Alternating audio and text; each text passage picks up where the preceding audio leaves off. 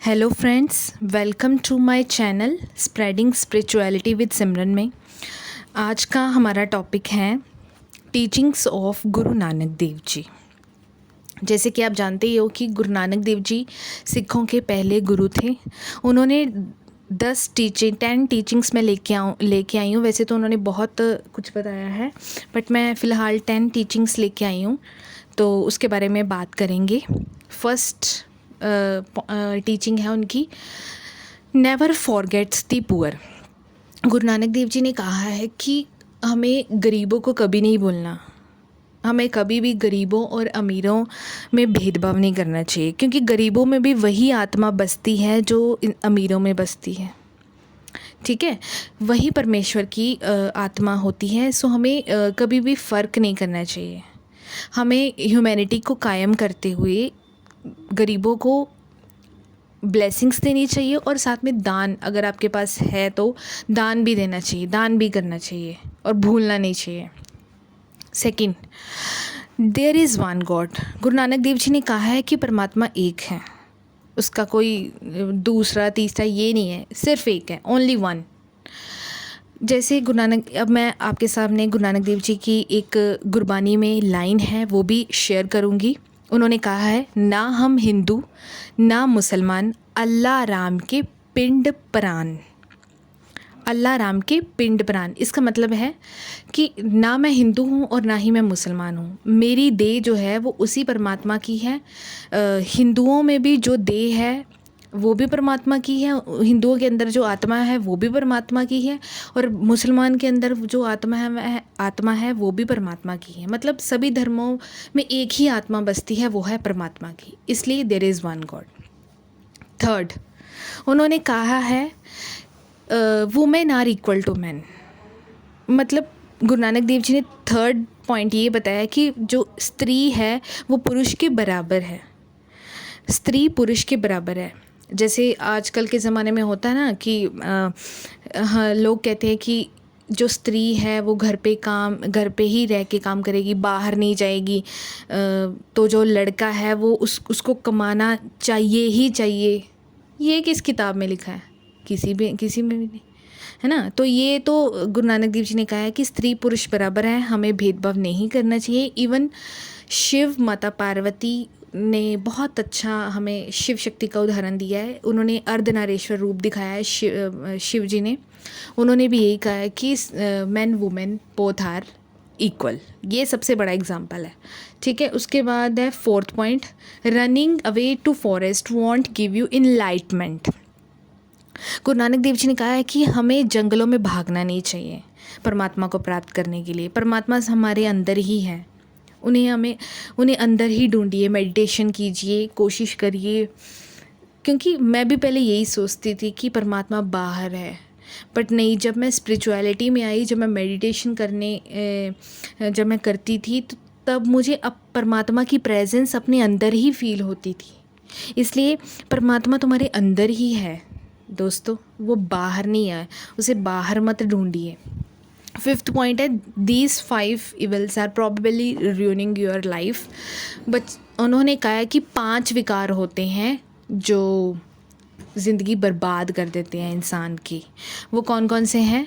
First one is lust. Lust होती है काम वासना, हमारी जो सेक्सुअल डिज़ायर होना।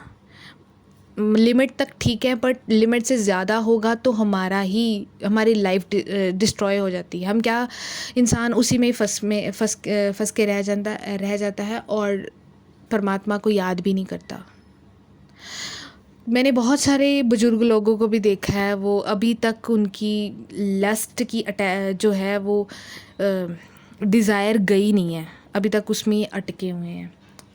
तो ये बहुत डेंजरस है। सेकंड, ईगो, अहंकार भी इंसान की ज़िंदगी बर्बाद कर देता है। अहंकार, क्योंकि अहंकार कहता है कि मैं ही परमात्मा हूँ, तो ये गलत बात है। परमात्मा कहता है मैं परमात्मा हूँ, तू अपने अहंकार को छोड़ और मेरे पास आ। जिस दिन आपने अहंकार को छोड़ लिया, समझ लो आपने परमात्मा को पा लिया। थर्ड पॉइंट है एंगर, क्रोध। ये बहुत ही ज़्यादा लोगों में देखा गया है। क्रोध जो होता है वो जब आता है हम खुद भी जलते हैं और दूसरों को भी जलाते हैं। तो क्रोध तो हमारी लाइफ पूरी, हमारे जो रिलेशनशिप है ना, चाहे भाई के साथ हो, बहन के साथ हो, सभी के साथ हमारी रिलेशन ख़राब कर देता है। फोर्थ है ग्रीड। ग्रीड होता है लालच। लालच बुरी बला है, ये तो कहानियों में भी सुनने को मिलता है। तो लालच नहीं होना चाहिए। हमें भगवान ने जहाँ पे रखा हुआ है हमें सेटिस्फाई रहना चाहिए। हमें भगवान को ग्रेटफुल कहना चाहिए। Be satisfied, be grateful to God, तब भी आप हैप्पी रह सकते हो। फिफ्थ है अटैचमेंट। हमें बहुत अटैचमेंट होती है। ये मेरा बेटा है, ये मेरी बेटी है, ये मेरा पति है, मेरी पत्नी है, ये मेरे मम्मी है, ये मेरे पापा है। किसी ने नहीं काम आना दोस्तों, सिर्फ भगवान ने ही आना है। क्योंकि आपका जब जन्म होने से पहले आपके पेरेंट्स ने तो आपको, जब आपका जन्म हुआ था तभी आपकी केयर की थी ना। जन्म के पहले किसने की थी? भगवान ने की थी ना। और जब आप डेथ तो सभी की होनी है, मेरी भी होनी है। और डेथ होने के बाद कौन संभालेगा? भगवान ही संभालेगा। कोई आएगा हमारे पास? कोई नहीं आएगा। और 6 पॉइंट है फाइंड योर ओन गुरु। गुरु नानक देव जी ने कहा है कि अपना गुरु ढूंढिए। जैसे आप जिस भी किसी धर्म के हैं, अगर आप श्री कृष्ण को मानते हैं, राम को मानते हैं, गुरु नानक देव जी को मानते हैं, तो दिल से मानिए उन्हें। सुबह उठ के उन्हें नमस्कार कीजिए, उनसे उनके चरणों को अपने माथे पे लगाइए, उनकी मेडिटेशन, उनके नाम का याद कीजिए। उसके बाद है 7th पॉइंट, बी सेल्फलेस। गुरु नानक देव जी ने कहा है कि हमें कोई भी काम जो है वो निस्वार्थ होकर करना चाहिए। जैसे क्या होता है, मैंने देखा है कि हम कोई भी करियर में या फिर रिलेशनशिप में जाते हैं तो हम देखते हैं कि इस बंदे से मेरी एक्सपेक्टेशन है। मतलब हम होता है ना कि एफ़र्ट्स डालते हैं, तो हमें ये होता है कि ये बंदा मुझे ये देगा। अगर नहीं हुई तो हम सैड हो जाते हैं।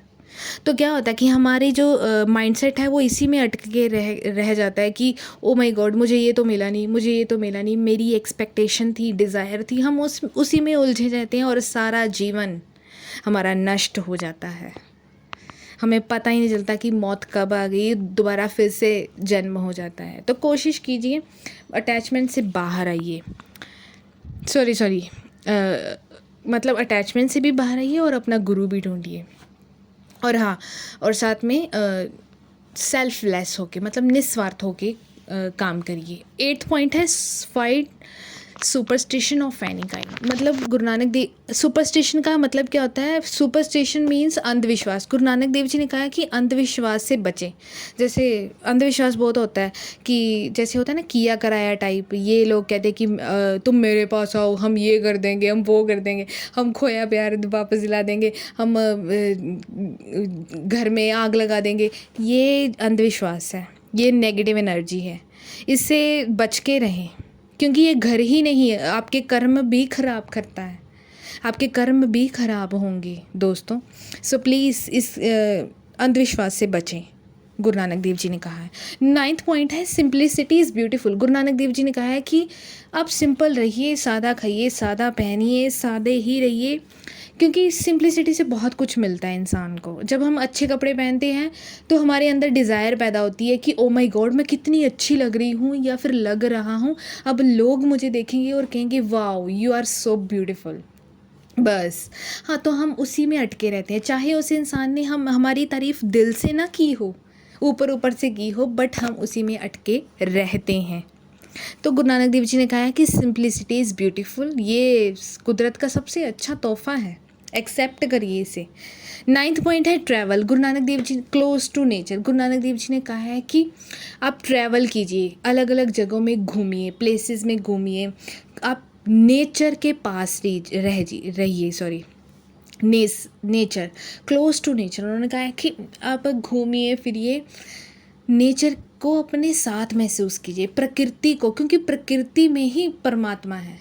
मैं ये नहीं कह रही कि परमात्मा अंदर नहीं है, अंदर है, बट हम जब प्रकृति के पास जाते हैं और प्रकृति के नीचे बैठ के खुले आसमान में हम मेडिटेशन करते हैं, तब हम परमात्मा की प्रेजेंस को फील कर सकते हैं। आप कोशिश कीजिए कि नेचर के पास रहिए, झरना हो गया या फिर खुला आसमान हो गया या फिर पेड़ पौधे हो गए, ये आपको पीस देंगे। आपको पीस किसी से भी नहीं मिलेगी, किसी इंसान से नहीं मिलेगी, आपको पीस अपने अंदर से ही मिलेगी, मेडिटेशन से ही मिलेगी।